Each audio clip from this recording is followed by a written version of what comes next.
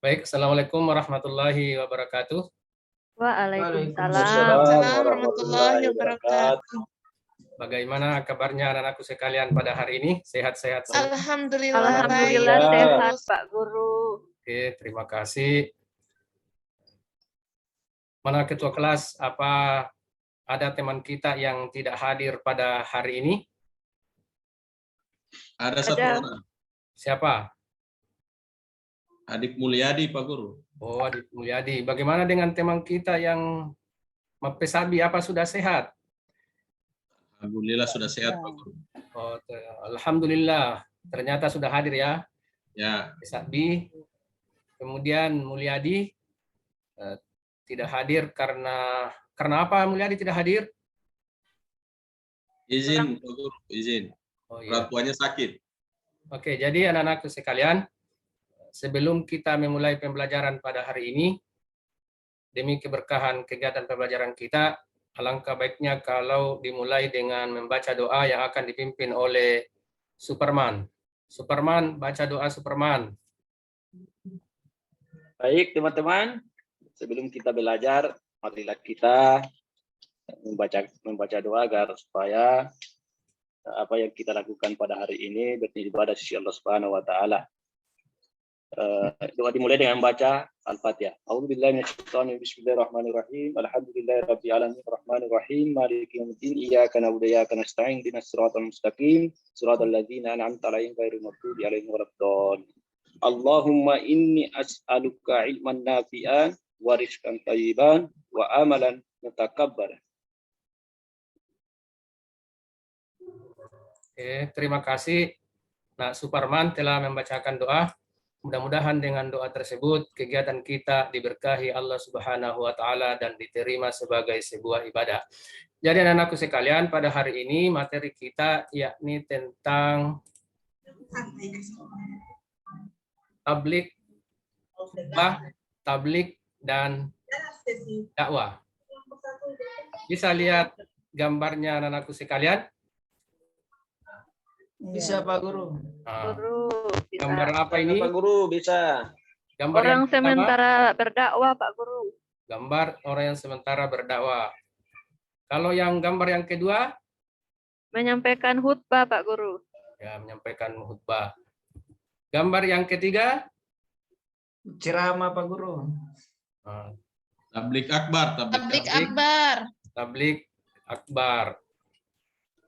Kemudian anak-anakku sekalian, itulah topik pembahasan kita pada hari ini, yaitu tentang khutbah, tablik, dan dakwah. Sebelum kita memasuki materi kita, terlebih dahulu kita akan membacakan tujuan pembelajaran. Coba Nah Ismail bacakan tujuan pembelajaran yang pertama sampai kedua. Baik, Pak Guru. Tujuan pembelajaran yang pertama, terganti Pak Guru, sudah terganti. Ya, silakan. Tujuan pembelajaran yang pertama, merumuskan ketentuan pelaksanaan khutbah, tablik, dan dakwah di masyarakat sesuai dengan syariat Islam dengan benar. Yang kedua, menunjukkan ketentuan pelaksanaan khutbah, tablik, dan dakwah di masyarakat sesuai dengan syariat Islam dengan benar. Kemudian yang ketiga, 4, 5, silakan Nak Rahim untuk dibacakan. Merinci pelaksanaan khutbah. Boleh digeser Pak Guru? Pelaksanaan khutbah, tablik, dan dakwah dengan benar. Yang keempat, mengevaluasi pelaksanaan khutbah, tablik, dan dakwah dengan benar. Yang kelima, merancang pelaksanaan khutbah, tablik, dan dakwah dengan benar. Kemudian yang ke-6, 7, silakan ALT untuk membacanya. Merangkaikan paparan ketentuan khutbah, tablik, dan dakwah dengan benar. Membuat konsep khutbah, tablik, dan dakwah dengan benar. Oke, terima kasih kepada anak-anakku sekalian. Jadi inilah tujuan pembelajaran kita pada hari ini. Untuk tujuan pembelajaran pada ranah sikap, yaitu terdapat pada nomor 1 dan 2. Kemudian untuk pengetahuan, terdapat pada nomor 3, 4, dan 5, dan keterampilan terdapat pada nomor 6 dan 7. Nah, jadi anak-anakku sekalian, sekarang kita bagi kelompok. Jadi dengar baik-baik kelompoknya. Untuk kelompok 1, yaitu Na Ismail, Mas Ria, Ripkayani, dan Pak Pesabi. Kemudian kelompok yang kedua, Mulyadi, Risandi, Mulyana, Elti, dan Suparman. Kemudian kelompok ketiga, Nak Rahim, Mutmainnah, Utriandari, Nasria, dan Nak Sumiati. Sudah bisa? Nah, jadi anak-anakku sekalian, Bisa. Silahkan dikerja. Kelompok 1 tugasnya adalah memerinci pelaksanaan khutbah, tabligh, dan dakwah dengan benar. Kemudian kelompok 2 mengevaluasi pelaksanaan khutbah, tabligh, dakwah, dan dakwah dengan benar. Kemudian kelompok 3 merancang pelaksanaan khutbah, tabligh, dan dakwah dengan benar. Saya kasih waktu 20 menit untuk mengerjakan tugas kelompoknya. Oke, silakan.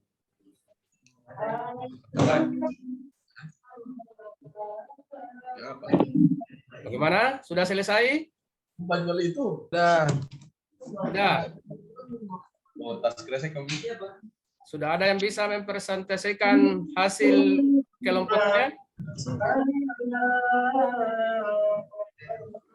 Sudah ada? Pak Guru, apa pertanyaannya?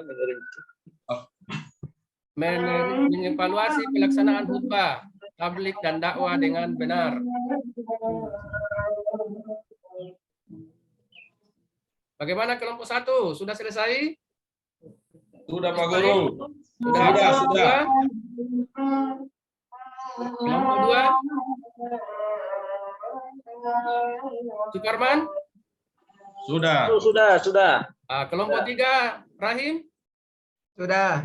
Alhamdulillah. Jadi untuk kesempatan pertama, kita persilahkan kepada kelompok 1 untuk menyampaikan hasil diskusinya mengenai tentang pelaksanaan khutbah. Kepada Nak Ismail atau siapapun dari kelompok 1. Baik Pak Guru, terima kasih menurut atas kesempatan yang diberikan. Kami dari kelompok 1 akan mencoba memaparkan hasil diskusi kami tentang tabligh, khutbah, dan dakwah. Adapun khutbah menurut kelompok 1 adalah begini. Dan tabligh seperti ini. Dan dakwah seperti ini. Oke, terima kasih. Itulah pemaparan dari kelompok 1. Ternyata kelompok 1 orangnya cerdas-cerdas ya. Masalah syukran Pak Guru. Terima kasih. Nah, bagaimana dengan kelompok yang lain? Ada sanggahan untuk kelompok 1? Karena tidak ada, dan kita beralih ke kelompok 2. Bagaimana kelompok 2? Sudah siap mempresentasikan hasil diskusinya? Sudah Pak Guru. Ya, silahkan. Siapa yang akan presentasikan?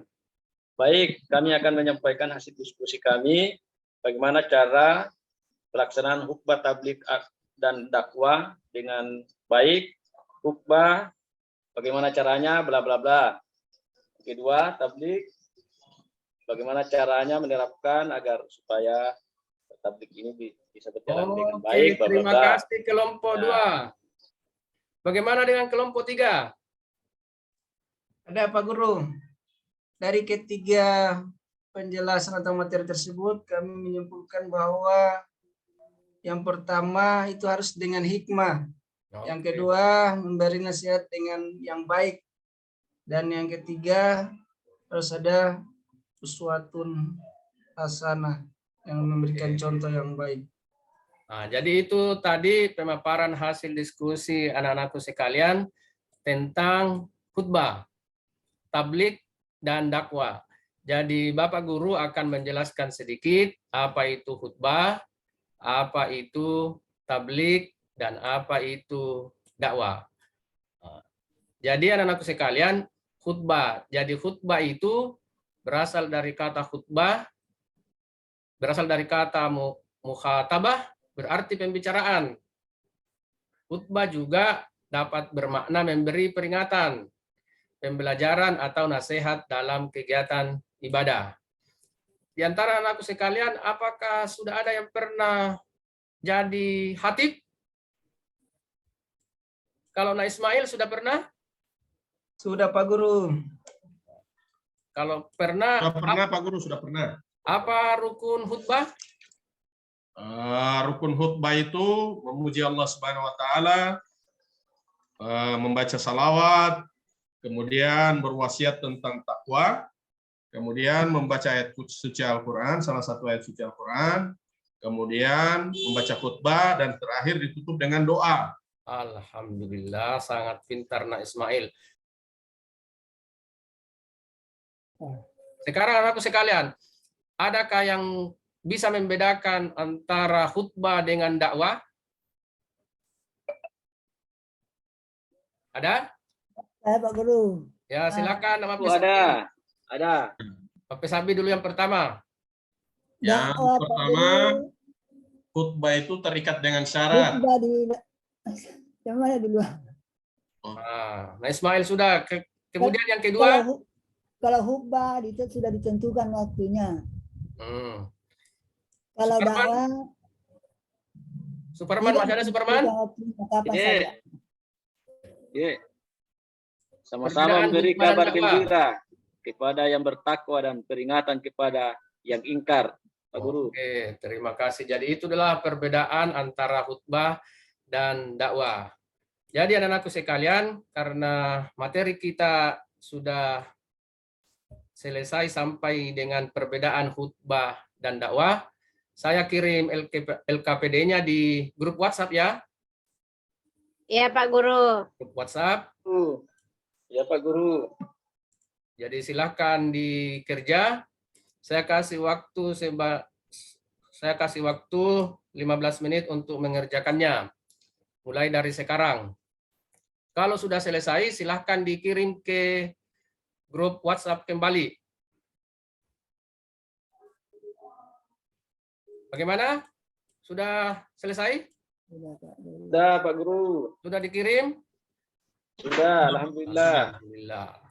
Sekarang, siapa yang bisa membacakan kesimpulan pembelajaran kita pada hari ini tentang khutbah, tablik, dan dakwah? Silakan.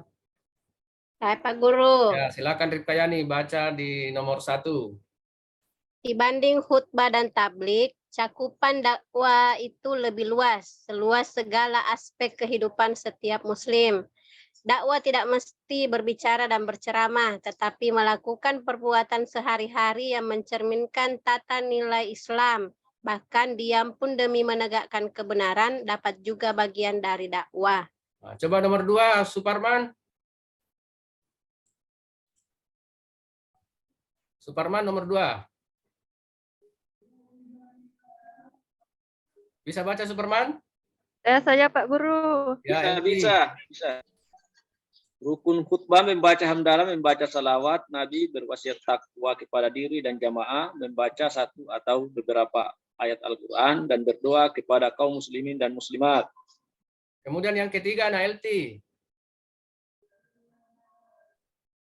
Tablik bukan sekedar ceramah atau pesan biasa, tetapi sebuah ceramah yang datangnya dari Allah Subhanahu wa Ta'ala yang disampaikan kepada satu orang atau banyak orang agar mengamalkan pesan tersebut. Oke, terima kasih anakku sekalian. Jadi itulah kesimpulan dari kegiatan pembelajaran kita pada hari ini, yaitu tentang khutbah, tablik, dan dakwah.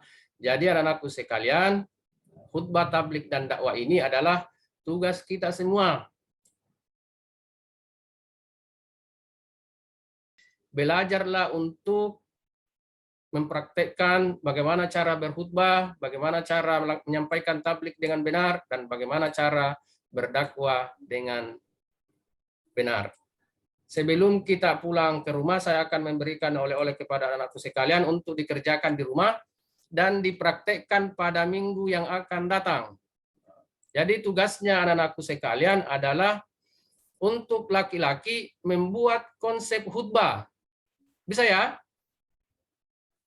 Bisa membuat konsep khutbah Jumat. Bisa Pak Guru. Nah, kemudian minggu depan kita praktek di kelas ini.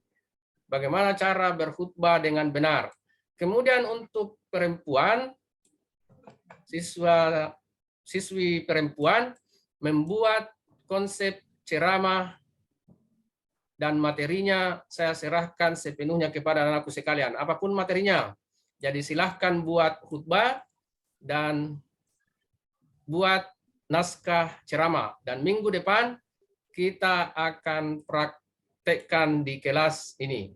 Jadi itu anak-anakku sekalian untuk pertemuan kita pada hari ini. Dan untuk mengakhiri kegiatan ini, kita akan berdoa yang akan dipimpin oleh saudara kita Rahim. Silahkan Rahim, kita berdoa.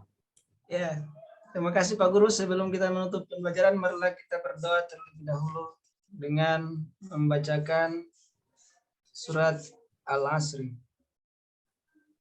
Wal asri, innal insana lafi khusr, illa allazina amanu wa amilus salihati wa tawassaw bil haqqi wa tawassaw bis sabr. Shadaqallahul azim. Terima kasih atas doanya. Mudah-mudahan kita semua dalam keadaan sehat walafiat dan dirahmati oleh Allah Subhanahu wa taala, dan kegiatan kita pada hari ini dinilai sebagai ibadah oleh Allah Subhanahu wa taala. Kemudian anakku sekalian, jika dalam pertemuan ini ada hal-hal yang kurang berkenan di hati anakku sekalian, apakah itu perbuatan Bapak atau ucapan Bapak, saya atas nama pribadi mengucapkan permohonan maaf yang sebesar-besarnya. Terima kasih. Wabillahi taufiq wal hidayah. Wassalamualaikum warahmatullahi wabarakatuh. Waalaikumsalam warahmatullahi wabarakatuh. Assalamualaikum warahmatullahi wabarakatuh. Pak Nasruddin, apa kabarnya hari ini? Kabar baik, alhamdulillah. Alhamdulillah, sehat. Sehat. Dengan perjalanan pendidikan profesi guru yang telah Bapak laksanakan dan ikuti selama ini sejak dari awal sampai masuk pada review perangkat pembelajaran dan PTK, kemudian masuk pada peer teaching, dan sekarang sudah masuk pada ujian komprehensif. Maka dalam setiap perjalanan itu pasti Bapak mendapatkan satu pengalaman serta ilmu. Yeah. Nah, dalam hal ini, pendidikan profesi guru yang telah Bapak lakukan, yang telah Bapak ikuti, maka terkait dengan itu, apa yang di dalam materi-materi yang telah diberikan di dalam pendidikan tersebut, salah satunya adalah tentang penyusunan perangkat pembelajaran yang mulai masuk pada lokakarya, kemudian bergabung dengan kami dengan kegiatan review perangkat ajar. Nah, dari review perangkat pembelajaran, maka saya ingin mengetahui sejauh mana pemahaman Bapak tentang penyusunan komponen-komponen RPP dan modul ajar. Saya lebih spesifik, saya tanyakan di sini, mohon Bapak rangkaikan sebuah cerita yang isinya tentang penyusunan IPK, kemudian dibawa ke tujuan pembelajaran, kemudian di langkah-langkah pembelajaran, setelah itu ditutup dengan penilaian. Silakan, Mbak. Terima kasih, Bu. Jadi selama dalam proses PPG yang kami lalui, dan mulai dari pendalaman materi sampai pada saat ini, termasuk melewati penyusunan perangkat pembelajaran dan review perangkat pembelajaran, banyak hal yang kami peroleh dan banyak hal juga yang masih menjadi kekurangan kami, Bu. Terutama dalam hal penyusunan rencana pelaksanaan pembelajaran atau RPP. Jadi yang menjadi kekurangan selama ini, dan sedikit demi sedikit sudah kami bisa temukan bagaimana caranya, yaitu tentang penyusunan indikator pencapaian yang dalam hal ini penentuan indikator atau kata kerja operasional yang bisa diterapkan pada siswa SMA melalui kata kerja operasional berdasarkan teori Bloom dan lain-lain. Jadi kompetensi dasar pada dasarnya yang kami ajarkan di SMK itu banyak, mulai dari kompetensi pertama biasanya dalam satu semester itu kami mengajarkan 5 tema, dalam hal ini Al-Quran, fikih, muamalah, syariah, dan sejarah. Jadi dalam penentuan kompetensi dasar itu, kemudian yang kami laksanakan, misalnya kompetensi dasar sesuai dengan yang kami ajarkan pada per-teaching kemarin, yaitu tentang pelaksanaan khutbah, tabligh, dan dakwah di masyarakat. Jadi kompetensi dasar ini terdapat pada kompetensi 1.8, yaitu tentang sikap, yaitu menerangkan ketentuan khutbah, tabligh, dan dakwah di masyarakat sesuai dengan syariat Islam. Kemudian pada indikator pencapaian kompetensi berdasarkan taksonomi, dari kompetensi dasar itu kami merumuskan menjadi 2 IPK, yaitu 1.8.1 merumuskan, dalam hal ini dia masuk taksonomi A4, ketentuan khutbah, tabligh, dan dakwah di masyarakat sesuai dengan syariat Islam. Kemudian indikator pencapaian kompetensi yang kedua, yaitu menunjukkan dia masuk A5, ketentuan khutbah, tabligh, dan dakwah di masyarakat sesuai dengan syariat Islam, itu untuk ranah sikap. Kemudian untuk ranah pengetahuan 3.8 menganalisis pelaksanaan khutbah, tabligh, dan dakwah. Kemudian indikator pencapaian kompetensinya, yaitu yang pertama memerinci, dia masuk taksonomi C4 menganalisis. Jadi memerinci C4 pelaksanaan khutbah, tabligh, dan dakwah. Kemudian yang kedua mengevaluasi, itu masuk C5 pelaksanaan khutbah, tabligh, dan dakwah. Kemudian yang ketiga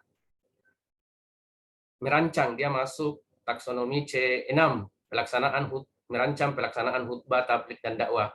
Kemudian untuk KD psikomotorik atau keterampilan, menyajikan ketentuan khutbah, tabligh, dan dakwah. Indikator pencapaian dan kompetensinya, yang pertama merangkaikan, itu masuk P4 merangkaikan paparan ketentuan khutbah tabligh dan dakwah. Kemudian yang kedua, membuat dia masuk taksonomi P5. Jadi membuat konsep khutbah tabligh dan dakwah. Jadi dari indikator pencapaian ini dilanjutkan kepada tujuan pembelajaran. Jadi tujuan pembelajaran ini kita menyusun tujuan pembelajaran berdasarkan dari indikator pencapaian kompetensi sebagaimana yang telah kami sebutkan tadi, ada 7. Dalam menyusun tujuan pembelajaran ini, kami berdasarkan indikator pencapaian kompetensi, yaitu tujuan pembelajaran setelah mengikuti proses pembelajaran, peserta didik diharapkan dapat merumuskan ketentuan khutbah tabligh dan dakwah di masyarakat sesuai dengan syariat Islam dengan benar.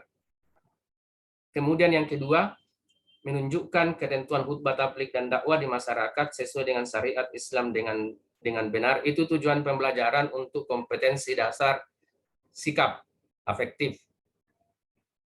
Kemudian yang ketiga, memerinci pelaksanaan khutbah tabligh dan dakwah dengan benar. Keempat, mengevaluasi pelaksanaan khutbah tabligh dan dakwah dengan benar. Dan yang kelima, merancang pelaksanaan khutbah tabligh dan dakwah dengan benar. 3 tujuan pembelajaran ini dia masuk ranah kognitif, yaitu pengetahuan. Kemudian yang ke-6, merangkaikan paparan tentang ketentuan khutbah tabligh dakwah dengan benar. Dan yang terakhir, membuat konsep khutbah tabligh dan dakwah dengan benar. Ini masuk psikomotorik atau keterampilan. Jadi itu untuk tujuan pembelajaran dari IPK, kemudian kami masukkan ke tujuan pembelajaran. Kemudian untuk pada proses pembelajaran yang kami laksanakan sebagaimana yang kami simulasikan kemarin pada saat fair teaching. Jadi tujuan apa yang terdapat dalam tujuan pembelajaran itu juga yang kami laksanakan di proses pembelajaran. Mulai dari mengajukan pertanyaan kepada peserta didik terkait dengan materi-materi yang akan dibelajarkan, sampai dengan masuk pada kegiatan inti yaitu menayangkan PTT terkait dengan khutbah tabligh dan dakwah. Itu yang kami lakukan, menayangkan PTT terkait dengan khutbah tabligh dan dakwah. Kemudian peserta didik dipersilahkan untuk melihat atau menyaksikan PTT yang kami tayangkan.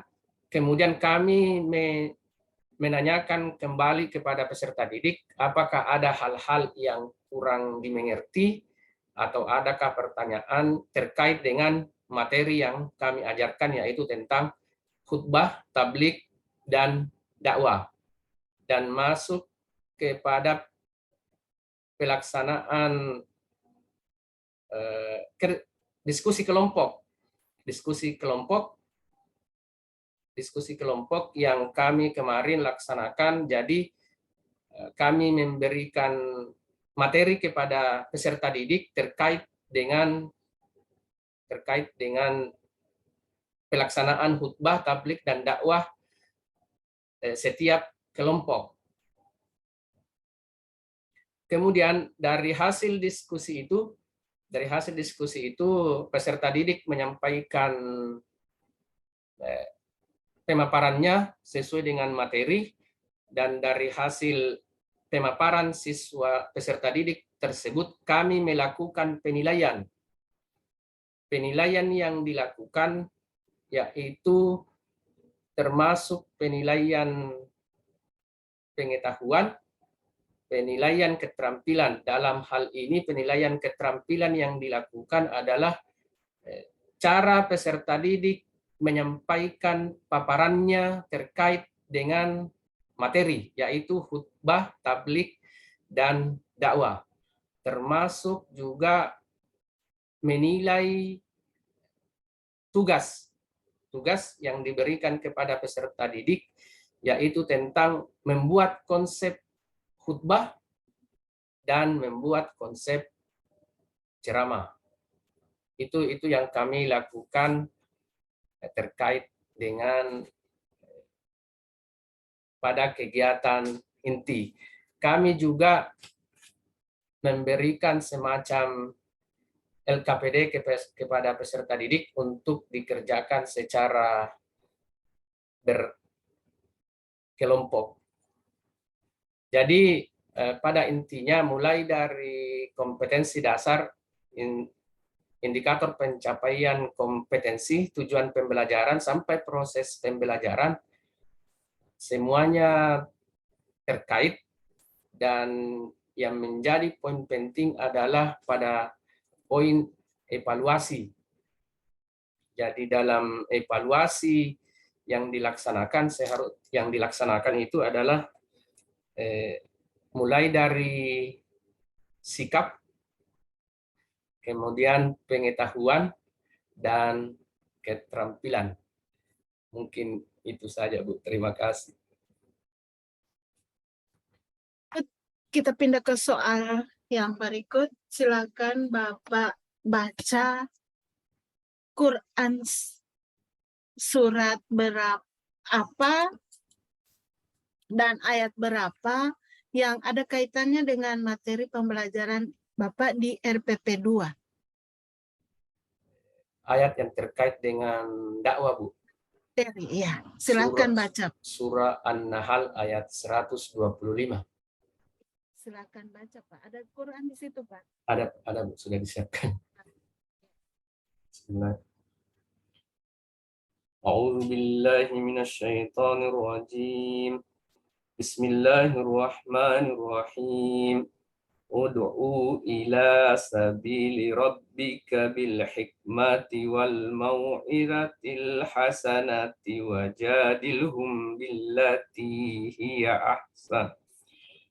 Inna rabbaka huwa a'lamu biman dalla an sabilihi wa huwa a'lamu bil muhtadin. Sadaqallahul alim.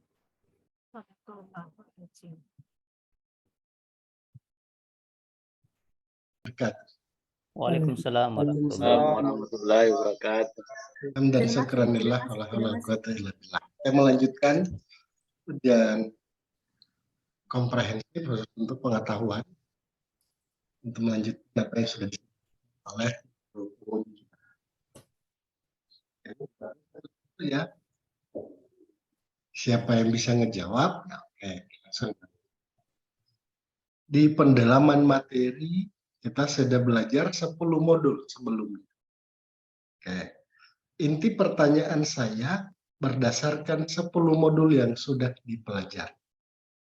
Saya ulangi, berdasarkan 10 modul yang sudah dilewati kemarin. Pertanyaan saya, 10 modul yang sudah dipelajari, apa saja modul itu? Silakan yang bisa jawab. Saya, Bu. Oke, silakan Pak Mul. Ya, satu profesi guru, dua perkembangan. Cukup. Lanjut. Saya, Pak. Evaluasi pembelajaran, Pak. Evaluasi pembelajaran. Saya, Ustaz. Saya, Pak. Satu-satu, Bu. Ada 10, hanya 6 orang. Kita kebagian satu. Saya, Ustaz. Oke, silakan Pak Sandi. Perkembangan peserta didik. Perkembangan peserta didik. Ibu Sutri. Penilaian otentik. Saya, Pak. Bukan pada evaluasi pembelajaran. Penilaian otentik itu KB. Saya, Pak. Saya, Pak. Oke, Ibu Nasria. Aduh. Belajar dan pembelajaran. Tadi sudah disebut teori belajar dan pembelajaran. Yang lainnya. Saya ulangi lagi ya, Pak Mul, pengembangan profesi, Pak Nasruddin. Oh, iya. Evaluasi tadi. Evaluasi pembelajaran. Pak Risandi, Pengembangan peserta didik.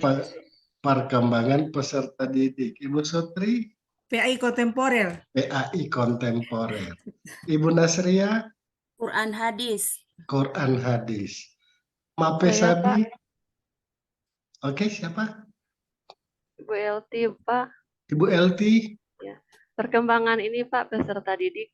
Sudah tadi. Oh, ini Pak, sejarah kebudayaan Islam. SKI, oke. Pak Mape. Pak Mape Sabi apa? Suaranya, Unmute, Pak, unmute. Suara Pak. Suaranya tertutup.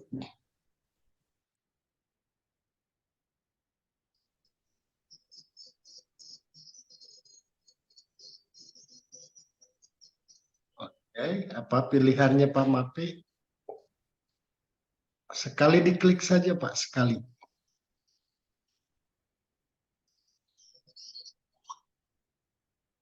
Masih belum terbuka Pak, masih belum terbuka. Unmute. Ya. Oke, sekali saja diklik Pak. Kembali lagi.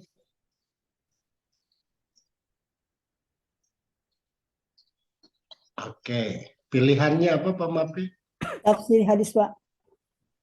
Quran hadis. Quran hadis. Oke. Parman. Struktur keilmuan PAI. Oke, struktur keilmuan.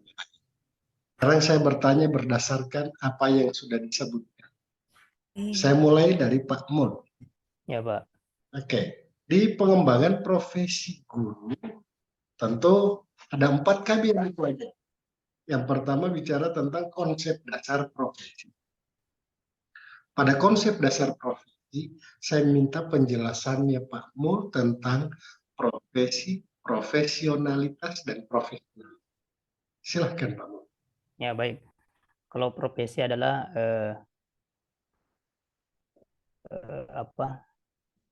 pekerjaan.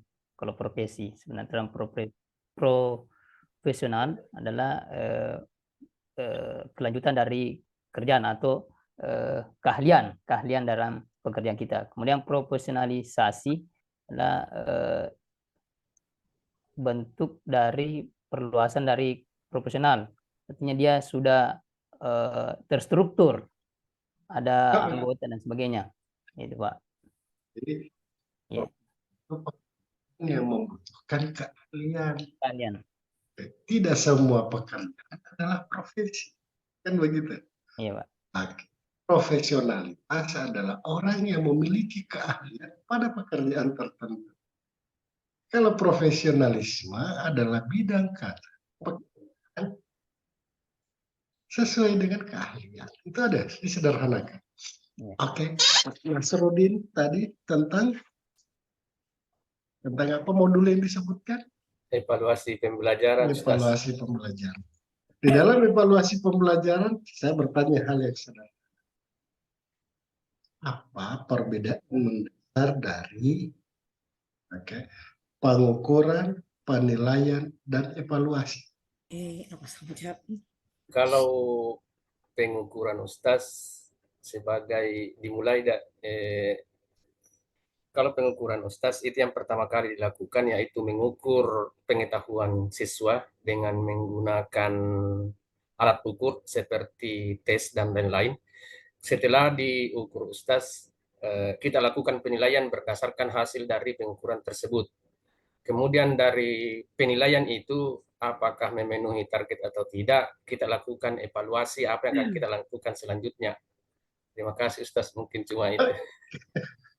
Sekarang Pak Risandi. Next, pertanyaan saya ini tentang konsep moderasi. Bisa menjawab silakan. Saya pertanyaannya. Menurut Bapak dan Ibu, mengucapkan selamat Hari Natal Raya kepada umat yang berbeda agama dengan kita, boleh tidak?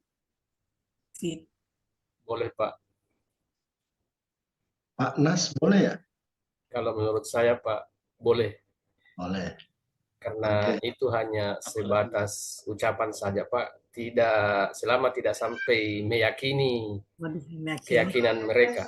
Kalau itu pendapat pribadi saya, Pak. Oke, ada yang berbeda dengan Oh iya. kita sepakat semua boleh? Apa ada yang berbeda? Boleh saya berbeda, Ustadz? Silakan Pak Sandi. Kalau pribadi saya, yang namanya ya tidak usahlah mengucapkan. Kalau bagi saya tidak usahlah diucapkan. Cukuplah pergaulan kita saja yang toleran. Tidak usah mengucapkan, karena kalau kita mengucapkan selamat hari Natal berarti kita mengatakan selamat atas lahirnya Nabi Isa pada tanggal sekian. Berarti kita mengucapkan bahwa betul Nabi Isa itu Yesus itu lahirnya pada tanggal sekian. Jadi padahal yang nyatanya menurut Islam itu tidak. Jadi menurut saya tidak usahlah. Kalau masalah toleransi, kita boleh toleransi di hal-hal yang lain, misalnya saling membantu. Tapi kalau mengucapkan ini berkaitan tentang akidah, maka itu tidak boleh, Ustaz. Terima kasih, Ustaz. Pak Mul ada pandangan lain? Ya kalau saya Pak netral-netral aja, tapi saya ada beberapa literatur. Yang pertama, jika kita menyebutkan ucapan selamat hari Natal, apakah mereka juga mau mengucapkan syahadat ketika kita kan sama halnya Pak. Ya, kan sebatas ucapan. Kan biasanya ada orang bilang sebatas ucapan, tapi apakah dia juga mau mengucapkan syahadat? Maka dia pasti tidak mampu. Oke. Ini sudah terjadi perbedaan cara pandang. Ini kan perbedaan cara pandang kita. Iya. Dari sudut mana kita memandang? Iya, betul. Sekarang pertanyaan berikutnya. Ini masih kaitannya dengan moderasi. Kita melihat di YouTube, melihat di media sosial. Ada ustadz kita pada saat perayaan Hari Besar Agama, Nasrani khususnya, masuk ke gereja, ikut berceramah di dalam. Ini menurut pandangan Bapak dan Ibu gimana? Tapi Ustadz, kalau saya Pak boleh. Oh ya, silakan. Ya, saya disambung. Satu-satu lah, saya ingin dengar analisisnya Bapak ini. Iya Ustadz. Kalau menurut saya Ustadz, ya sudah berlebihan lah Ustadz. Tidak perlulah kita sebagai umat Islam berceramah di gereja. Gitu. Tidak perlulah kita masuk ke gerejanya orang untuk menyampaikan ceramah atau apa. Kalau mau sampaikan ceramah, ya cukuplah kita di luar saja sampaikan ceramah kepada sesama umat Islam. Kalaupun ada umat Kristen yang mendengarkan maka tidak apa-apa. Kalau dia mau ikut silahkan. Kalau tidak ada masalah. Bisa Ustaz? Silakan. Kalau ada pandangan. Melihat di YouTube, melihat di media sosial, ada ustadz kita pada saat perayaan Hari Besar Agama, Nasrani khususnya, masuk ke gereja, ikut berceramah di dalam. Ini menurut pandangan Bapak dan Ibu gimana? Tapi Ustadz, kalau saya Pak boleh. Oh ya, silakan. Ya, saya disambung. Satu-satu lah, saya ingin dengar analisisnya Bapak ini. Iya Ustadz. Kalau menurut saya Ustadz, ya sudah berlebihan lah Ustadz. Tidak perlulah kita sebagai umat Islam berceramah di gereja. Gitu. Tidak perlulah kita masuk ke gerejanya orang untuk menyampaikan ceramah atau apa. Kalau mau sampaikan ceramah, ya cukuplah kita di luar saja sampaikan ceramah kepada sesama umat Islam. Kalaupun ada umat Kristen yang mendengarkan maka tidak apa-apa. Kalau dia mau ikut silahkan. Kalau tidak ada masalah. Bisa Ustaz? Silakan. Kalau ada pandangan. Oke, itu bisa. bisa berbeda pendapat dengan Pak Ketua, Ustaz. Iya, silakan. Kalau menurut kami itu mengajak seseorang untuk melakukan kebaikan, hubungannya dengan mengajak seseorang untuk masuk ke agama kita itu, kalau kita masuk di tempat ibadahnya itu, kalau menurut kami boleh-boleh saja. Karena kita melihat kondisi pada saat Nabi kita Muhammad SAW mengajak orang-orang kafir Quraisy itu ya, kafir Quraisy itu tidak memandang dari di mana tempatnya. Tujuan kita ini sini adalah untuk mengajak kebaikan. Yang penting masalah akidah, masalah syariat itu tidak searah dengan mereka. Oke, menarik. Oke, next. Sekian. Saya Pak, Oke, silakan Pak Mul. ya. Kalau saya Pak, kembali lagi dari sudut pandang kita, karena Netral. karena ada juga teman saya pergi di situ bukan untuk ceramah, tapi ada kegiatan sosial yang membutuhkan memang kita harus berkolaborasi dengan agama yang lain. Saya kira itu Pak. Iya. Tengok. Iya Pak. Karena Iya, tadi Ustaz. saya dapat japrian dari admin LPTK. Oke, terima kasih banyak Bapak Ibu ya. Terima kasih Mohon banyak. maaf sekali lagi, terpaksa saya harus gabung. Kalau tidak ini sampai pertandingan Euro bukan World Cup sepak bola, nanti tersambung lagi saya di sini, saya nggak tidur. Oke, terima kasih banyak Bapak dan Ibu sekalian. Assalamualaikum warahmatullahi wabarakatuh. Waalaikumsalam. Waalaikumsalam. Ya Pak. Banyak Pak. Terima Terima kasih kasih banyak Ustaz. Ustaz.